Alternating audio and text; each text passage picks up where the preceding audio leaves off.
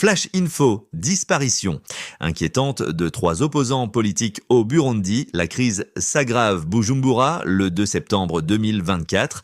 Une situation de plus en plus alarmante persiste dans la province de Ruyigi, à l'est du Burundi, où 3 membres du parti d'opposition CNL sont portés disparus depuis maintenant 3 mois.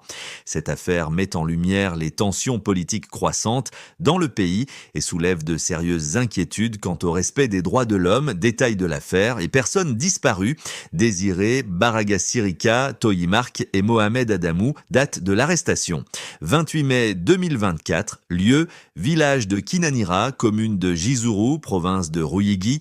Les 3 hommes, tous membres actifs du parti CNL dirigé par Agathon Rwasa, ont été initialement arrêtés et détenus à la prison de Jizuru.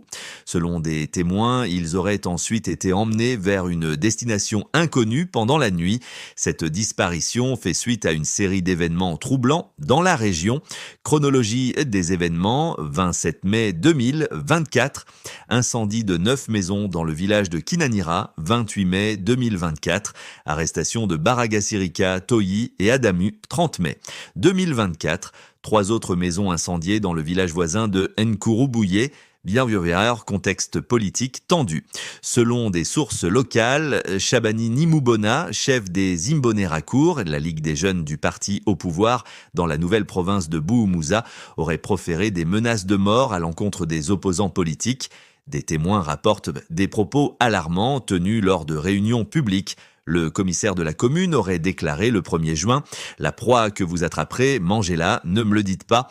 Shabani Nimubona aurait affirmé le 4 juin « Ces traîtres qui veulent nous prendre le pays, nous les tuerons tous ». Ces déclarations s'inscrivent dans un climat d'intimidation croissante envers les membres du CNL et autres opposants politiques. Boulot-Burundi, réaction et inquiétude. Les familles des disparus expriment leur profonde inquiétude et demandent des informations sur le sort de leurs proches. Elles ne comprennent pas comment leurs proches ont pu être arrêtés sans enquête préalable, d'autant plus que les incendies ont continué après leur arrestation. La communauté locale est également en proie à la peur, craignant que ces disparitions ne soient que le début d'une vague de répression plus large. Implication pour les droits de l'homme. Cette affaire soulève de graves questions sur le respect des droits de l'homme et la liberté politique au Burundi. Les organisations de défense des droits de l'homme, tant locales qu'internationales, expriment leur vive préoccupation face à cette situation. Appel à l'action. Les familles des disparus et les militants des droits de l'homme appellent 1. À une enquête indépendante et transparente sur ces disparitions, 2. À la libération immédiate des 3 hommes ou à leur présentation devant un tribunal, 3. À la fin des intimidations et des violences politiques dans la région, appel à témoins. Toute personne disposant d'informations sur le sort de Baragasirika, Toyi et Adamu est priée de contacter Ndondeza via WhatsApp au plus 32 465 65 19 05. L'anonymat des informateurs sera strictement respecté. 4 ans d'impunité et de silence. L'affaire Ndakaizaba et Ntakarutimana, disparition forcée non résolue, un cas emblématique. Aujourd'hui marque le triste anniversaire de 4 années de silence et d'impunité dans l'affaire de la disparition forcée de Bienvenue Ndakaisaba et Jérôme Ntakarutimana.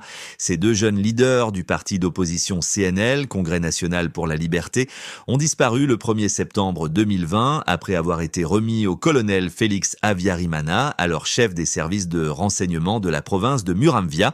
Profil des disparus, Bienvenue Ndakaisaba, membre du conseil communal de Rusaka, Jérôme Ntakarutimana, dirigeant du CNL dans le village de Rukunda.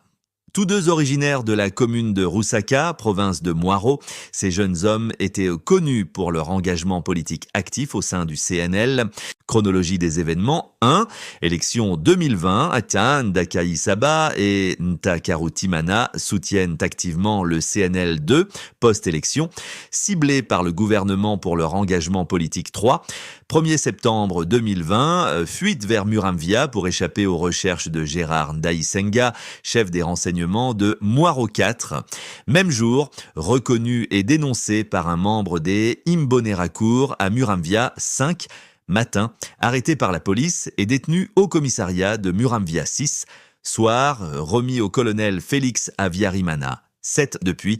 Aucune nouvelle des deux hommes. Le rôle du colonel Félix Havyarimana.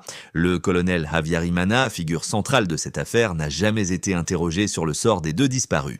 Sa carrière depuis l'incident est marquée par des postes de haut rang dans les services de renseignement. Muramvya, lieu de la disparition. Bujumbura, capitale économique, Muyinga, actuellement à Cibitoke. Dans chacune de ces affectations, des cas de disparition forcée ont continué d'être signalés, soulevant de graves questions sur son implication potentielle dans ces actes. Contexte politique plus large. La disparition de Ndakaizaba et Ntakarutimana s'inscrit dans un contexte politique troublé. Juin 2020, arrivé au pouvoir du président Évariste Ndayishimiye, brève accalmie, un espoir initial d'une diminution des enlèvements politiques. Septembre 2020, l'enlèvement de Ndakaizaba et Ntakarutimana marque la reprise des disparitions forcées, bilan alarmant. Plus de 120 personnes auraient été enlevées par le gouvernement depuis l'investiture de Ndayishimiye, climat d'impunité. L'absence d'enquête sur cette affaire et la promotion continue d'individus comme le colonel Havyarimana illustrent un climat d'impunité préoccupant. Ces responsables présumés sont qualifiés d'intouchables, bénéficiant apparemment d'une protection gouvernementale. Réaction et demande, famille des disparus. Continue de demander des réponses et justice. Organisations de défense des droits humains appellent à une enquête indépendante et transparente. Opposition politique dénonce l'utilisation des disparitions forcées comme outil de répression, impact sur la société burundaise. Cette affaire non résolue a des répercussions profondes. Climat de peur parmi les opposants politiques, érosion de la confiance dans les institutions judiciaires et sécuritaires, questionnement sur l'engagement du gouvernement envers les droits humains, appel à l'action. Les observateurs nationaux et internationaux appellent 1. à une enquête impartiale sur le sort de Ndakaizaba et Ntakarutimana 2, à la fin de l'impunité pour les responsables de disparitions forcées 3, à des réformes profondes du système judiciaire et sécuritaire burundais. 4 ans après leur disparition, l'affaire Ndakaizaba et Ntakarutimana reste un symbole douloureux de la persistance des violations des droits humains au Burundi. Elle souligne l'urgente nécessité d'actions concrètes pour mettre fin aux disparitions forcées et à l'impunité qui les entoure. Réaction internationale.